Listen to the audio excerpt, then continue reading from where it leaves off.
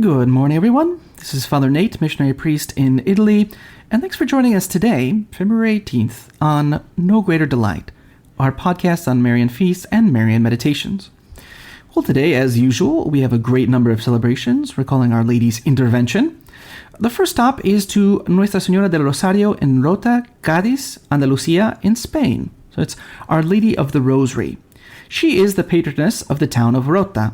It's on the Atlantic Ocean. It's a coastal town in southern Spain. Her statue, which dates all the way back to the 1500s, is in a blue-tiled chapel in the parish church of Nuestra Señora del Rosario, right? So why do we celebrate it today? Because today is not the feast of Our Lady of the Rosary. Well, in 1807, the city council ordered the statue to be carried in procession with the statue of Christ, right? They were suffering from a severe drought, and it happened that miraculously the rains came and saved the crops, right? The image was canonically crowned on the Feast of Our Lady of the Rosary in 2003, right? We might ask ourselves, well, why was this, since when did they have this devotion? But we know that it's at least from the 1500s, right? That's what we know for sure, because the image is at least that old, and there's been many instances where she's intervened. Like in 1709, there was a terrible plague of grasshoppers that were eating all of the crops, and there was another, damages were caused from an invasion of the English and the Dutch. And what did they do? Well, each time they prayed to Our Lady, the patroness of the city, and they stopped, right? And so then it was really the big thing was that event in 1807, which took place today, February 18th. In Quetzalcoatl in León, Nicaragua, they celebrate Our Lady of the Remedies, Nuestra Señora de los Remedios. They celebrate the dedication of the Church of María Auxiliadora de la Trinidad in Sevilla, in Andalucía, Spain. That took place in 2006. Our good friend, the Abbot Orsini, tells us that they celebrate Our Lady of Laon in Reims in France. That gives us the year 500, and it says founded by Saint Remigius, right? So what's the story here? Well, the shrine or chapel of Our Lady of Laon was erected into a cathedral and founded by Saint Remigius, the Archbishop of Reims, around the year 500, where he consecrated as his first bishop Saint Genebrand, his nephew.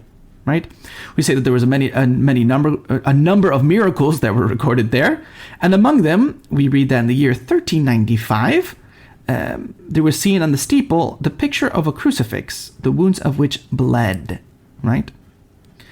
So yes, this is the present cathedral located in Léon, Picardy, France, the Léon Cathedral or Notre Dame Léon, was begun in about 1155 and completed in 1235. Built on the foundations of an earlier church consecrated in the year 800, which tells us that this is probably not the one dedicated and built by Saint Remigius. That was in 500, right? Last but not least, we also celebrate Madonna delle Grazie, Our Lady of Graces, in Genoa, in Italy. So at this town of Castellaro, on the Castellaro Hill, rather, at a height of 130 meters above sea level, there is the Shrine of Our Lady of Grace, constructed on an old little pagan temple, right? So on February 18th, 1748, appearing with extraordinary splendor, Our Lady freed the city of Genoa from the Austrian soldiers that were threatening it. A very beautiful story. So again, that's what we're celebrating today throughout the world, in the Marian world, on February 18th. So for today's Marian meditation, we continue reading from the book by Father Ildefonso Villar. And if you recall, yesterday we started meditation 39, the expectation of Christ's birth. And today we'll consider 2 points. First, Mary's external life, like what did she do? We already talked about the life inside, her spiritual life. But we'll talk about her external life, and then the life of her son. So the first point, her external life. How admirable is our mother in every detail. In spite of her most intense and divine interior life, she lets nothing appear outwardly. Her external demeanor showed a sweet calm, a lovable simplicity, an amiable serenity. No one at all suspects what is happening interiorly, not even St. Joseph. How closely guarded is the treasure of Mary. How jealously she keeps it from human eyes. Neither ambition, nor pride, nor self-love, nor cravings for praise can move her a fraction to share her secret. She will never lend herself importance in front of her neighbor. She will never esteem herself superior to anybody, although she was superior to all. What practical humility! What precious simplicity! How often our scanty merits evaporate because we lay them open in front of all and are unable to keep our secrets only for God. How often we endanger our merits because we imprudently expose them to the eyes of men, longing more or less directly for some word of praise or some appreciation. And now the second point for today, the third point in the entire meditation, the life of her son. Contemplate the life of Jesus in those moments, hidden, like in a tabernacle, in the bosom of Mary. What darkness and silence beset his life? What helplessness and weakness are his?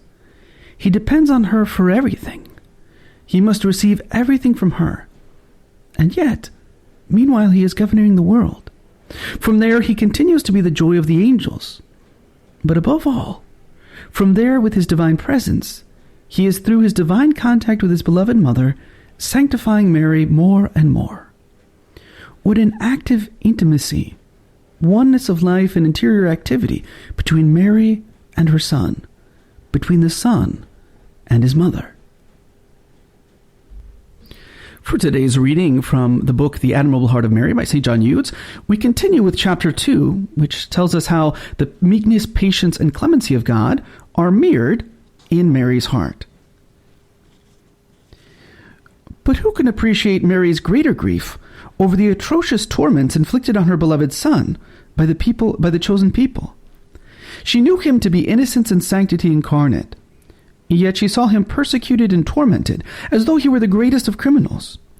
She watched him bound and tethered like a thief, dragged through the streets of Jerusalem like a scoundrel, beaten, bruised, mocked, spit upon, clothed in the white garment of a fool, given up to the mockery, insults, and outrages of a band of insolent soldiers, reviled, spurned in favor of Barabbas, scourged and torn with whips from head to toe, crowned with thorns, exposed to the gaze of an enraged crowd, saying, away with him, crucify him. She saw her dear son condemned to a cruel death, carrying the heavy cross to be the instrument of his torture, stripped, nailed, fastened to the cross with great nails that pierced his gentle hands and feet. She watched his adorable lips, in the torment of thirst, given gall and vinegar to drink, his sacred ears filled with curses and blasphemies, all the members of his body dislocated so that one could count his very bones. They have numbered all my bones. And again, that's taken from the Psalm 21, verse 18. She beheld the body of the God-man, her son, covered with wounds, experiencing inconceivable pain, his blessed soul lacerated with anguish and torment. Finally, she watched him die the cruelest and most shameful death that ever happened. Now, what did she do, the mother of sorrows, as she beheld her treasure, her most innocent lamb, torn, flayed, and slain? She loved him with a peerless love. Did she cry out against his pitiless murderers? Did she lament the wrong of the wrong and injustice wreaked upon him? Did she implore the Eternal Father's justice? No, she remained silent.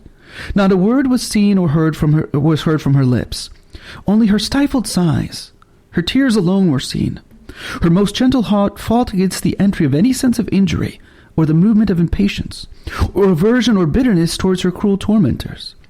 Her heart abounded with meekness, patience, and clemency, so that she imitated her son Jesus, and sought to excuse the men who, with such distorted rage, were killing him, repeating in her heart with the words he uttered with his lips, Father, forgive them, for they know not what they do. She offered for their salvation the very blood they shed, the sufferings they inflicted upon him, the cruel death they perpetrated. She was prepared, if necessary, to sacrifice herself together with her son to obtain mercy for those wicked men. Hello, and we hope that you enjoyed listening to our Marian podcast. In the spirit of Saint Bernard of Clairvaux, we say to you that there is no greater delight than to spread the devotion of Our Lady. We hope you share these sentiments and encourage you greatly to share with a loved one. Know that you are always in our prayers, and we ask that you keep us in yours. God bless.